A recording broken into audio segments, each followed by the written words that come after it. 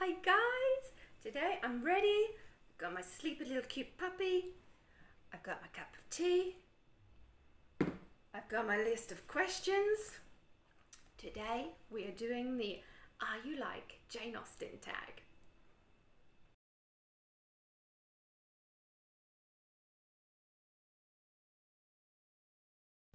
Okay guys, like I said, got a tag for you today. This one I found over at Scientist Reading World. Okay, I will link below the original creator links for this. And this is going to be fun, I think, because I love Jane Austen. So let's see how much I actually have in common with her. And Lilo here is just going to sleep on me whilst we do this. So, number one. Jane Austen was an artist and writer. Give yourself a point if you're an artist. Give yourself an extra point if you're a writer. Well, that gets me 2 points because I'm a writer. I'm a published writer. I've published several books, mainly children's picture storybooks.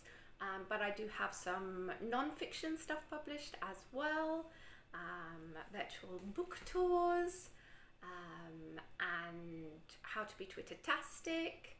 I also have a language, an Italian-English language book, and a guide to weddings in Italy.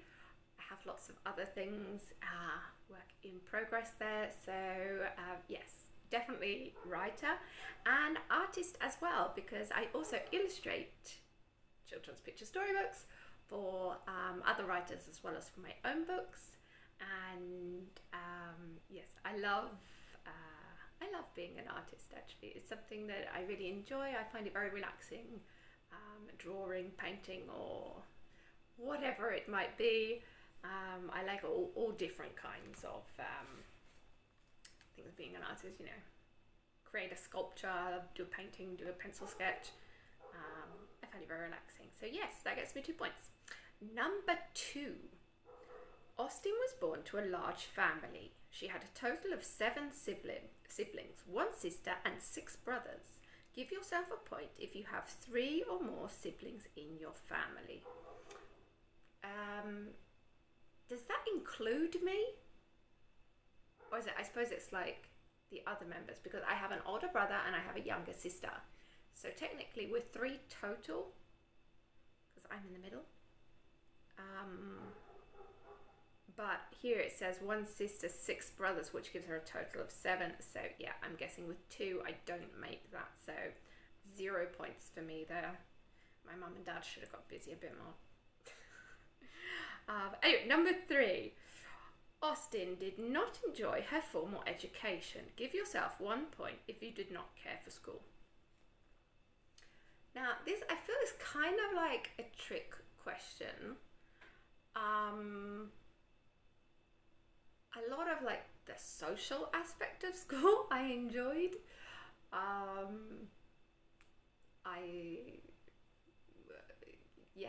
kind of enjoyed it. I didn't really, the whole education part. I did it because I had to, not because I particularly loved it. So yeah, I'm going to give myself the point for that because I got more into my education after I finished my compulsory education than I did when I was actually at school. I think it was because it's the choice of I'm learning because I have to, and I'm learning what you're telling me I have to learn. Whereas afterwards it was like, okay, I can pick what I want to learn about, and therefore did it with more enjoyment. So yeah, as far as school goes, yeah, I didn't really care for it very much. Number 4. Dark humour is woven throughout Austen's writing. Give yourself a point if you have a grim sense of humour. You must share a dark joke in order to get this point. Okay. Trying to think. I don't think I can't think of any jokes to tell for this. I would say really I had like a grim sense of humour. I can be very sarcastic. and I appreciate dark humor, but yeah, I wouldn't say I'm particularly. No, I won't give myself a point for that. Number 5. Jane broke off 2 engagements and died a spinster. Give yourself a point if you are single. Okay. I'm not single. I'm married and have 2 kids, and so I'm very much married. So I don't get the point for that. I think I should get a half point for the fact that my husband is not the only person that has asked me to marry him.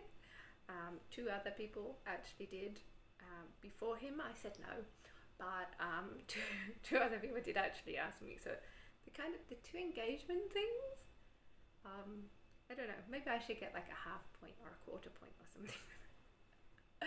Or not. Okay, number 6. Austen experienced low periods or spells of depression. Give yourself a point if you have struggled with mental health. This one I definitely get the point for this. I have suffered from depression since I can remember, pretty much, on and off. I'm currently in care on antidepressants. So yes, definitely get the point for that. And it's something that people need to be so much more aware of, because I didn't actually realize quite how my mental health, like how bad it was, and the effect that it was having on other aspects of my health, until I went this summer. I went to the hospital and I was being I was in care due to digestive problems. I had a digestive trauma and things throughout the summer, so I was in hospital a lot and things then.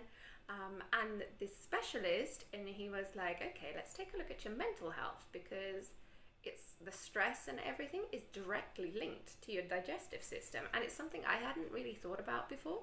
But and then he gave me these they're only light drops that I take in the morning and everything, but it was one of those, after I started taking them gradually, I just realized like how much anxiety and stress and things I had before when I wasn't taking them, because I suddenly had like so much more inner peace and just living my best life. So yeah, I think it's definitely something that needs to be talked about more, and it's not something you should be ashamed of or anything. There can be so many different reasons why you have problems with your mental health, and the effects that it can have on, like I said, the various different aspects of your health in general are like huge. So, and it can be, you know, something so small can make such a huge difference in your life. So that definitely needs to be looked at more. Number 7. Jane moved away from her childhood home in her 20s. Give yourself a point if you lived away from your childhood hometown or region. Okay, I get the point for that, for sure. Growing up, I moved house a lot. So in fact, I changed schools and things a lot as well, because I was like constantly moving around. I actually left home when I was 18 and went to live in a different city. So yeah, I definitely get that point. I now live in a different country. So yeah, I'm from the UK, but I now live in Rome, Italy. So yeah, definitely moved away from my childhood hometown region. Number 8. Jane was not vain. Give yourself a point if you have very little interest in vanity. Okay, yeah, I'm going to give myself that point, because it's one of those things. I think like when I was younger, I did some modeling stuff and everything, and it was kind of, I was very vain, because it was just like I was a bit hung up on my appearance and things. I also had some problems with like food. I was like borderline anorexic for quite a while. I just, you know, wouldn't eat hardly. I'd eat, but not. I wasn't aware of the fact that I was doing it, and I think it was because a lot of the time when I ate, I then felt ill afterwards, and so I just avoided eating. Turns out that it's because I'm actually allergic to a lot of food, and so it makes me feel ill. So again, that's something else that I discovered with time. So like I'm on a gluten-free diet and lactose-free as well, and I have lots of other food intolerances and allergies and things as well. It's such a long process of trying to work out all of the details on exactly what I'm intolerant to and what I'm allergic to. And so because some things I can have but just in very small quantities, and but it's not an easy thing to work out even for the specialists and stuff. So but yeah, it's one of those things. Once I like growing up, and then it's sort of like I let all of that go, and I'm now much more comfortable in my own body. I don't have I think we all have little hang-ups, but I'm much happier in my body now, and most of the time I have to say I never wear makeup, usually only for like special days or whatever, or I will put it on for filming just because for the videos and things. I don't know, I think it just makes me look better, shows up on video, because otherwise I'm very pale.